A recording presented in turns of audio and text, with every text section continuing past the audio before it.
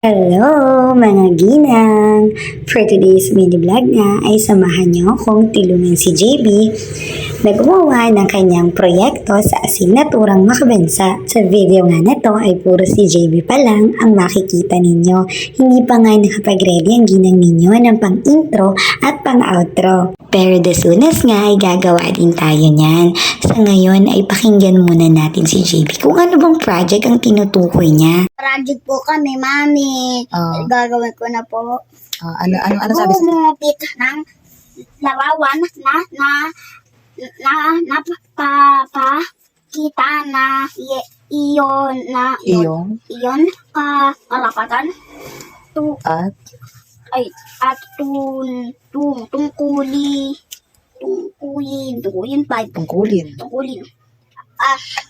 karapatan kong isira, karapatan kong magkaroon ng pangalan at kumain ng masustansyang pagkain. Pangatlo, karapatan kong magkaroon ng tirahan. Pang-apat, karapatan kong makapag-aral. Karapatan kong magkaroon ng pamilya. 5 nga lang na karapatan at tungkulin ang hinihingi doon sa project. Pero actually, hindi lang yun 5. Sa part nga na yan ay gumagawa na si JB ng kanyang pang-background para sa kanyang project. Niisip namin na bakit hindi na lang niya i-integrate ang kanyang pagiging artistic sa pamamagitan ng pagkukulay. Background ay iba't ibang kulay ang ilalapat niya. Pansin ko nga ang pagiging artistic ni JB, siguro ay mga 3 to 4 years old na rin siya noon. Nagulat na lang din ako noon nang makita ko na meron siyang mga characters na naiiguhit galing sa napapanood niya at saka sa mga books. Akala ko nga noon sa akin siya nagmana. Tapos nung nakita ko yung mga gawa ng daddy niya noon, nagtatawa na lang kami, sa daddy pala siya nagmana. Part nga na yan ay tinutulungan ko na ang bata na yan. May pakanta-kanta pa nga yan habang gumagawa. Iniisip ko baka hindi namin matapos ito ngayong araw na to. At dahil nga nakalagay sa panuto na gumuhit o gumupit, ipinrint ko isa-isa ang mga larawan na kakailanganin ni JB sa kanyang proyekto at ipinagupit namin ito isa-isa sa kanya. At kahit nga sana time saver, ang iprint na lang at sulatan ng mga karapatan at tungkulin ay hindi namin ginawa dahil gusto ko talaga na maging engaged si JB sa project na ito. Nang matapos na nga ni JB gupitin, sa tulong ng kanyang daddy ang mga kailangang larawan ay sinimulan na din namin yung kanyang front page. Sa part nga na yan ay pinapapat na ako sa kanya kung saang parte niya ilalagay yung mga kinakailangang ilagay sa front page. At andito na nga tayo sa part ng pag-glue. Na nga ang part na ito sa pinakamatagal na process na ginawa namin sa project na ito. Naman natin kung gaano ka-challenging sa mga bata ang paglalagay ng glue.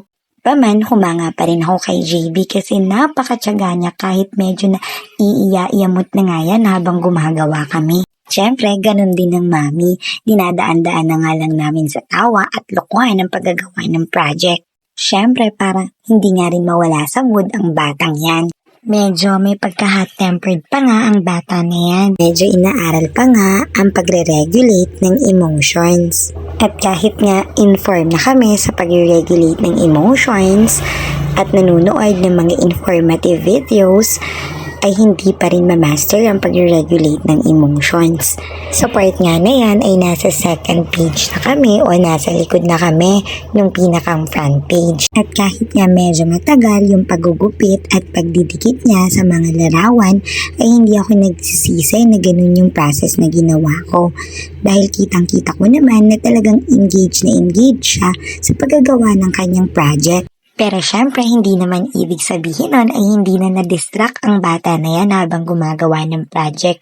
Naku, kung alam nyo lang, habang gumagawa yan ay may paghiga-higa pa yan at may pagsasabi pa nga yan na ang sarap sanang matulog o kaya ang sarap sanang manood, kaso lang kailangan ko pang tapusin yung project ko. Habang ginagawa niya yan, ay talaga namang nakatutok ako sa kanya kahit nga nasa table ko ako ay tinitingnan ko pa rin siya habang gumagawa siya. Pero ganun pa man habang tumatagal nga At utay-utay at unti-unti na niyang natatapos ang kanyang project ay nakikita kong sumasaya siya habang ginagawa niya ito. Ang nagdidikit nga si JB ay konting story time muna tayo. Medyo marami-rami na nga rin akong na-shoot na videos at mga clips na na-upload. Pero ito yung first time ko nagagawa ako ng isang video na may voice over. Kaya naman po disclaimer lang, baguhan pa lang po ako, inaaral ko pa lang po ang pag-voice over. Sa part nga po na yan ay sinusulat na ni JB ang kanyang mga karapatan at kanyang mga tungkulin. Mapapahay, salamat na nga lang ako kasi alam kong malapit nang matapos ang project na ito.